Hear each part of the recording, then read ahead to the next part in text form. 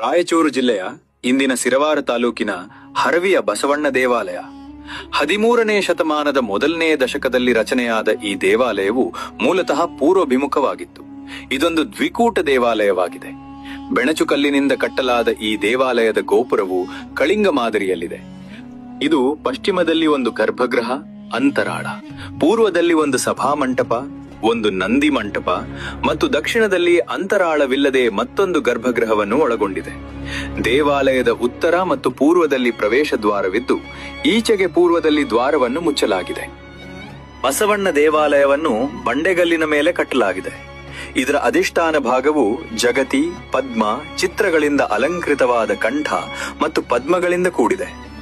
ಪಶ್ಚಿಮ ಗರ್ಭಗೃಹದ ಕಂಠಭಾಗವು ಆನೆ, ಸಿಂಹ, ಕುದುರೆ, ಕೋತಿ, ಉಮಾಮಹೇಶ್ವರ ನೃತ್ಯಗಾರರು ಮತ್ತು ಸಂಗೀತಗಾರದಿಂದ ಅಲಂಕೃತವಾಗಿದೆ.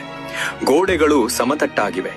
ಅಂತರಾಳದ ಎರಡೂ ಭಾಗದ ಗೋಡೆಗಳಲ್ಲಿ ದಪ್ಪ ಅರ್ಧಕಂಬ ಹಾಗೂ ತೆಳುವಾದ ಅರ್ಧಕಂಬಗಳಿವೆ. ತೆಳುವಾದ ಅರ್ಧಕಂಬಗಳು ನಾಗರ ಶೈಲಿಯ ಚಿಕ್ಕ ಗೋಪುರಗಳನ್ನು ಮೀರಿಸುತ್ತವೆ. ಗೋಡೆಯ ತುದಿ ಭಾಗವು ಎತ್ತರವಾದ ಪದ್ಮಗಳಿಂದ ಮುಕ್ತಾಯವಾಗುತ್ತದೆ. ದೇವಾಲಯದ ಶಿಖರ ಭಾಗವು 7 ಮೆಟ್ಟಿಲುಗಳ ಕಳಿಂಗ ಶೈಲಿಯ ಗೋಪುರದಿಂದ ಕೂಡಿದೆ. ಪ್ರತಿಯೊಂದು ಮೆಟ್ಟಿಲಿಲು ಕಪೋತ ಶ್ರೇಣಿಯ ವರ್ತುಲಾಕಾರದ ಪದ್ಮ ಮತ್ತು ಕೂಡು ಮುಂಚಾಚುಗಳಿಂದ ಕೂಡಿದೆ. ಶಿಖರ ಮತ್ತು ಸ್ತುಪಿಗಳನ್ನು ಇಟ್ಟಿಗೆ ಮತ್ತು ಗಾರೆಗಳಿಂದ ನಿರ್ಮಿಸಿದ್ದಾರೆ. ಅಂತರಾಳಕ್ಕೆ ಅಡ್ಡವಾಗಿ ಒಂದು ಹಾಳಾದ ಸುಖನಾಸಿಯು ಕಾಣಿಸುತ್ತದೆ.